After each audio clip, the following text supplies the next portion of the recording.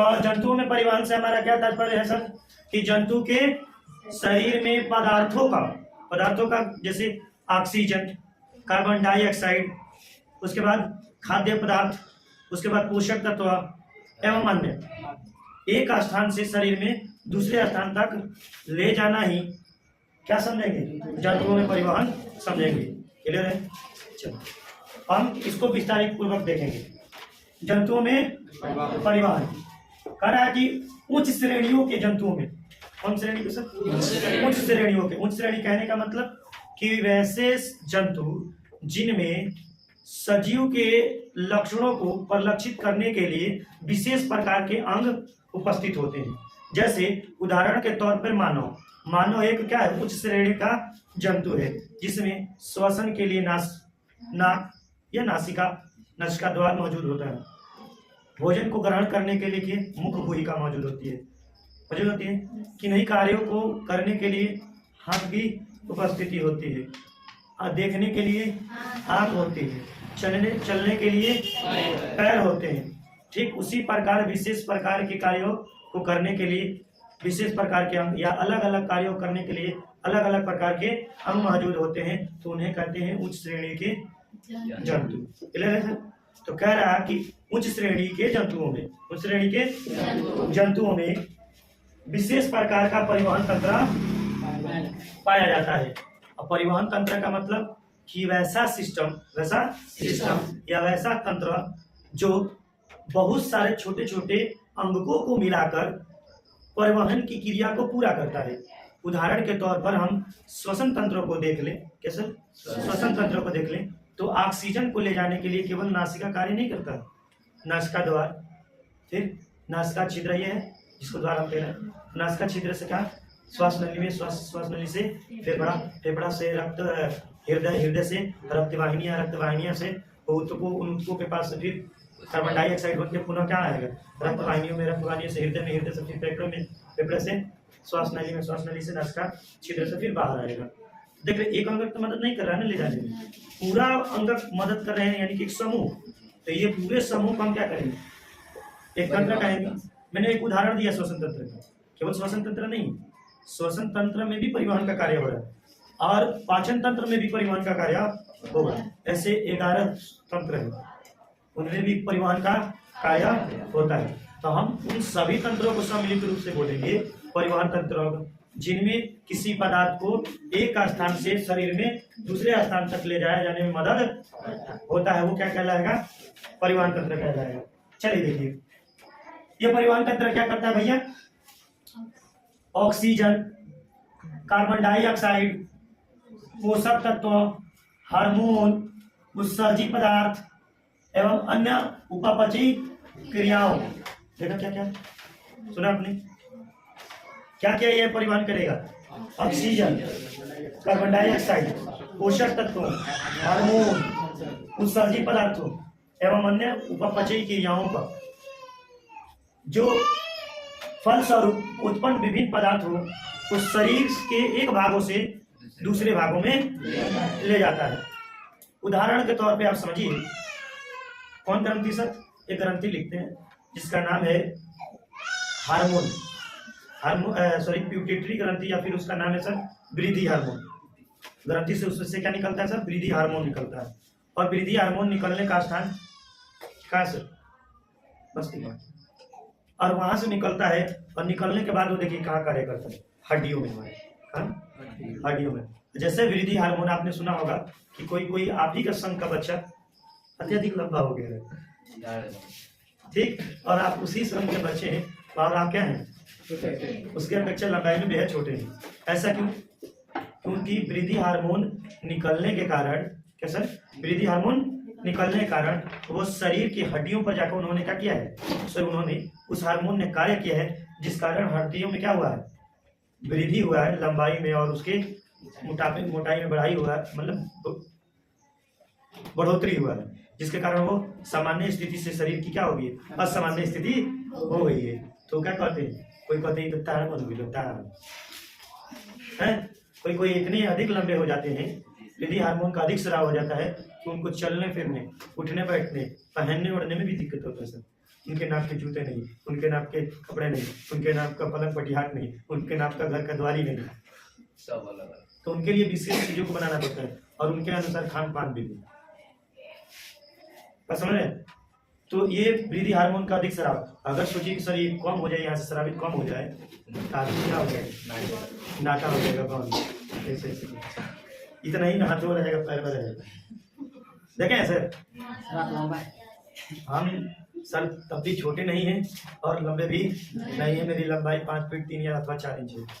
क्या कह सकते हैं, छोटे हैं या लंबे हैं, मानव की सामान्य स्थिति है। ठीक है, और जेनेटिक्स असर भी इस पर है, मेरे माता और पिताजी का। ठीक है सर, इसको हम अगले चैप्टर्स में देखेंगे। फिलहाल ये आगे बढ़ते हैं सर।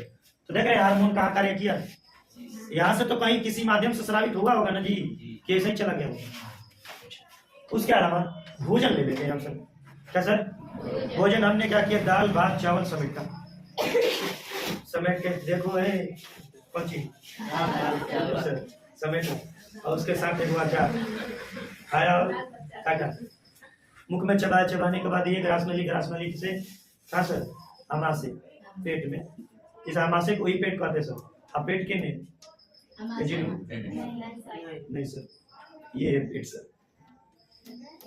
जी सर, ये है पेट। जब खा लीजिए भर पेट ना, मतलब भर पेट से भर पेट, जब आपको लगे कि और ना खा सकते हैं तब देखिएगा ओवर लोडेड, तब देखिएगा यहाँ एक प्रकार का दर्द हो।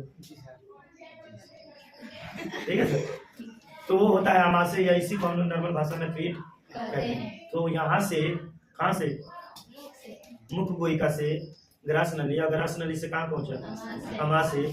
तो ये अपने आप चल गया ना, उसके लिए माध्यम मिला कि नहीं मिला, मिला, परिवहन करके जाना। उसके बाद यहाँ से ये कहाँ चलेगा, अगले भागों में चलेगा, जैसे बड़ी आंत छोटी आंत। छोटी आंत में ये क्या होगा, पोषक तत्वों में विभक्त होगा, फिर इनका क्या होगा, जो पोषक तत्वों में विभक्त होगा उनका फिर पाचन होगा, वो फिर अन्य माध्यम से, नसों के माध्यम से विभिन्न ऊतकों के पास पहुंचेंगे। देख रहे हैं कि नहीं। उसी तरह उत्सर्जी पदार्थ आप देखें ना, कब्ज बनता है तो कब्ज कहाँ बनता है, कब्ज बनता है ना सीने में, देखे होंगे कब्ज बनता है करते हैं, उसके बाद करते हैं, देखे हैं। उसके बाद तो कब्ज को आप बाहर निकालते हैं, बलगम या आप लोग क्या बोलते हैं, खाद बोलते हैं। तो उसको भी एक जगह से दूसरी जगह ले जाने के लिए परिवहन तंत्र की जरूरत होती है। तो भोजन हो गया, औषधि पदार्थ हो गया, इसके अलावा भी आप शौच करते हैं सर, आप ही नहीं पूरा जंतु सर। अब देखो ये मुंडी नीचे ना कर रही है, समझिए, हमने तो भोजन लिया, वो परिवहन करके कहाँ गया, पेट में, पेट से बढ़िया छोटी आंत में पाचन हुआ, पाचन के बाद शेष अवशेष बच गया, वो कहाँ हुआ, मलाशय में जाकर स्टॉप हो गया। मलाशय, मल जिसमें करे आशय, मलाशय स्टॉप हो गया। आप कभी देखिए किसी का पेट खराब हो जाता है तो क्या कहते हैं, ये भैया कैसे करके जाता है कि नहीं, कभी देखे हो कि यहाँ हाथ रख के जाता हो, नहीं।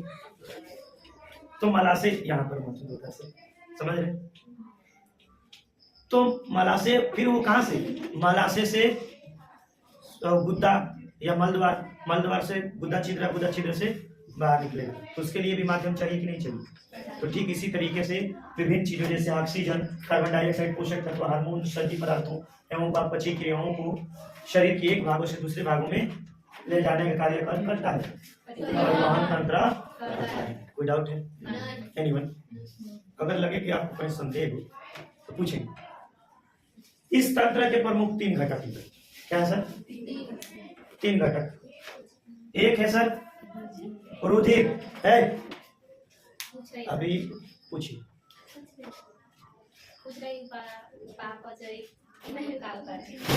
उपापचयी क्रिया अभी तो बताएं सर, आपने ध्यान नहीं दिया, हालांकि मैं नाम भी नहीं लिया।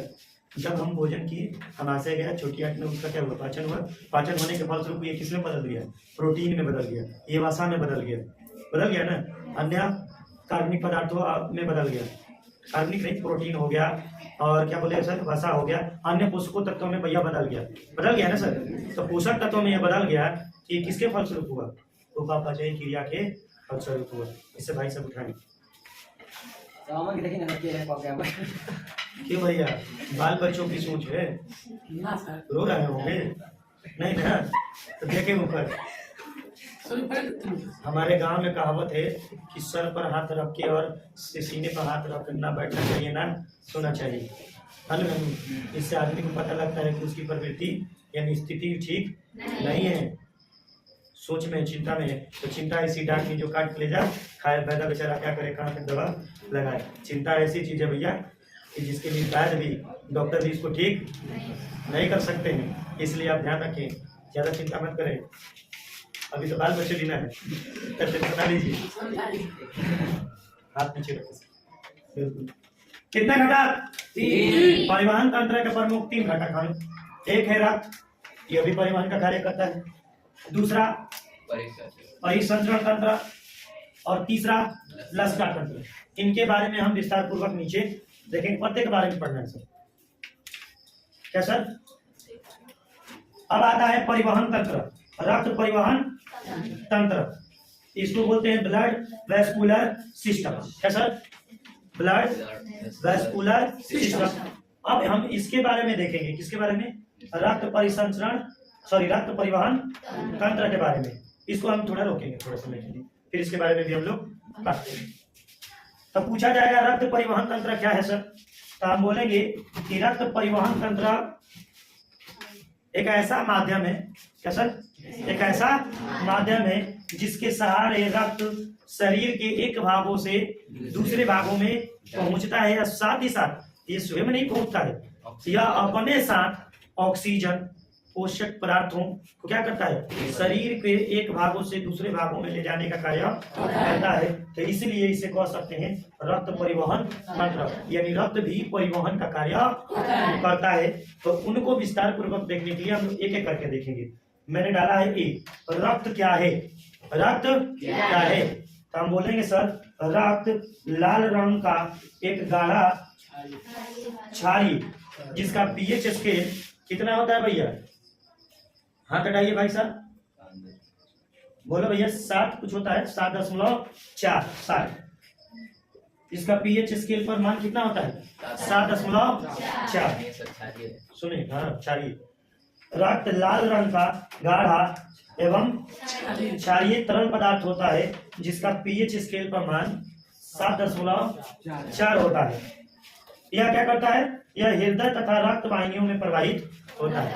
रक्त नाम का हृदय से पंपिंग करता है, पंपिंग करके नसों में, रक्त वाहिनियों में, रक्त वाहिनियों से छोटी छोटी उससे रक्त वाहिनियां होती हैं, इनको अभी थोड़ी देर में हम लोग पढ़ेंगे, उनका नाम रखेंगे, जैसे धमनी, रक्त वाहिनियां, रक्त के सिकाएं, अभी नाम रखेंगे सर। आप सरल भाषा में समझे कि मोटी नसें, उनसे मध्यम तरीके की नसें, सबसे उससे पतली नसें, सरल भाषा में आप समझेंगे। क्लियर? तो वो क्या होती है? नसों में प्रवाहित होती है, और वो क्या करती है? अपने साथ ऑक्सीजन को, पोषक तत्वों को उठाकर क्या करती है? शरीर के विभिन्न ऊतकों और कोशिकाओं के पास पहुंचाने का कार्य करती है। कौन? क्लियर?